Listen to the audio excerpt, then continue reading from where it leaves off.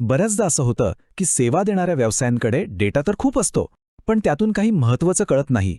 रोजच्या कामात बिलांमध्ये प्रचंड माहिती दडलेली असते, पण ती फक्त एक रेकॉर्ड म्हणूनच राहते.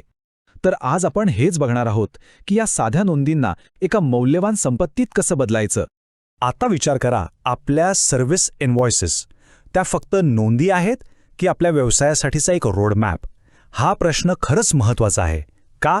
कारण प्रत्येक बिल, प्रत्येक सर्व्हिस कॉल हा फक्त एक व्यवहार नाहीये, तो आपल्या व्यवसायाच्या भविष्याबद्दल काहीतरी सांगतोय. फक्त तो समजून घ्यायला हवा. बरं, मग हा बदल करायचा कसा? सुरुवात एकदम सोप्या आयडियाने होते. विचार करा की आपण ज्या सेवा देतो त्या म्हणजे वस्तू आहेत किंवा पार्ट्स आहेत. यासाठी काही मोठं किचकट सॉफ्टवेअर किंवा डेटाबेस नाही लागणार. फक्त प्रत्येक सेवेला एक पार्ट म्हणून नोंदवायचं. ही आहे पहिली आणि सगळ्यात महत्त्वाची स्टेप. आता यातली गंमत बघा. जेव्हा आपण प्रत्येक सेवेला पार्ट म्हणतो तेव्हा ती एक डेटा सिग्नेचर तयार करते. आणि जेव्हा असे हजारो सिग्नेचर्स एकत्र येतात ना, तेव्हा ते फक्त आकडे राहत नाहीत, ते आपल्या व्यवसायाची पूर्ण कहाणी सांगतात. आणि हा छोटासा बदलच पुढच्या सगळ्या मोठ्या गोष्टींची किल्ली आहे. चला तर मग, थिअरी खूप झाली. आता प्रत्यक्ष उदाहरणांवर येऊया. बघूया तरी हा छोटासा डेटा बदल व्यवसायासाठी किती कामाची माहिती तयार करतो. याचा सगळ्यात पहिला आणि मोठा फायदा काय? आपल्याला नक्की कळतं की कोणत्या सेवांमुळे आपला व्यवसाय खरं तर चालतोय. म्हणजे कोणत्या सेवा आपल्या कॅश काऊज आहेत, ज्या आपल्याला सगळ्यात जास्त पैसे मिळवून देत आहेत, हे अगदी स्पष्ट दिसू लागतं. इथे खूप इंटरेस्टिंग गोष्ट समोर येते. बघा, अँटीव्हायरस डिप्लॉयमेंट ही सेवा सगळ्यात जास्त वेळा दिली गेली आहे, तब्बल 1126 वेळा. पण सगळ्यात जास्त रेव्हेन्यू म्हणजे जवळपास 1,86,00,000 जास्त कमाई ही नेटवर्क AMC सेवेमधून झाली आहे. याचा अर्थ काय? जी गोष्ट जास्त विकली जाते तीच जास्त फायदेशीर असते असं अजिबात नाही. आता दुसरी महत्त्वाची गोष्ट ती आहे टीम मॅनेजमेंटबद्दल.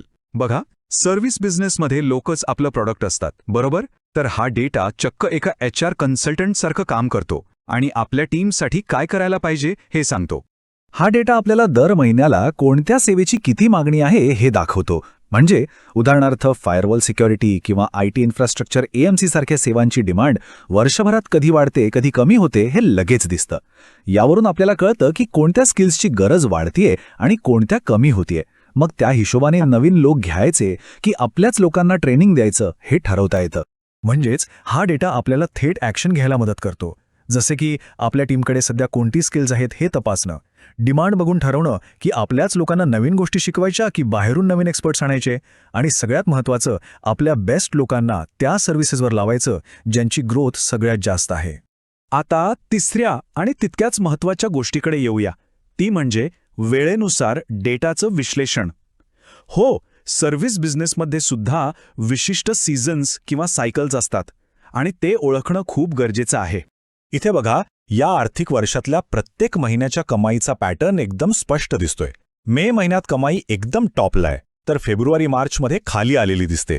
हा पॅटर्न आपल्याला व्यवसायातली सीझनॅलिटी दाखवतो, म्हणजे हंगामी चढउतार. आणि हे कळलं की भविष्याचं प्लॅनिंग करणं कितीतरी सोपं होतं. या टाइम बेस्ड विश्लेषणाचा डायरेक्ट बिझनेस फायदा होतो. म्हणजे आपण मागच्या वर्षीच्या तुलनेत यावर्षी काय झालं हे बघू शकतो. त्यामुळे एखादी घसरण ही फक्त तात्पुरती आहे की मार्केटमध्येच काहीतरी मोठा बदल होतोय हे कळतं. कोणत्या महिन्यात जास्त काम असेल याचा अंदाज येतो. त्यामुळे टीमचं प्लॅनिंग व्यवस्थित करता येतं आणि जुन्या डेटाच्या आधारावर पुढच्या काळात किती कमाई होईल याचाही अंदाज बांधता येतो. आता आपण या सिस्टीमच्या सगळ्यात मोठ्या ताकदीबद्दल बोलूया, ती म्हणजे अगदी कमीत कमी डेटा वापरून सुद्धा खूप महत्त्वाचे इन्साइट्स मिळवण्याची क्षमता. आणि हाच या सगळ्या विश्लेषणाचा आत्मा आहे. विचार करा, जर फक्त साध्या बिलांच्या नोंदींवरून आपल्याला हे कळत असेल की कोणते लोक घ्यायचे, कोणत्या स्किल्सची कमी आहे आणि ग्रोथ कुठे होतीये, तर मग विचार करा की जर आपण याला अजून डिटेल आणि व्यवस्थित डेटा दिला तर किती मोठा कॉम्पिटिटिव्ह फायदा मिळू शकतो. तर या अप्रोचची ताकद 3 मुख्य गोष्टींमध्ये आहे. 1. सुरुवात करायला फार काही लागत नाही, अगदी बेसिक माहिती पुरेशी आहे. 2. जसजसा डेटा वाढत जाईल तसतशी ही सिस्टीम जास्त हुशार आणि अचूक होत जाते. आणि 3. हे सगळं विश्लेषण रिअल टाईम असतं, म्हणजे व्यवसायात सध्या काय चाललंय हे थेट दिसतं. तर मग या सगळ्याचा निष्कर्ष काय निघतो? अगदी सोपा आहे.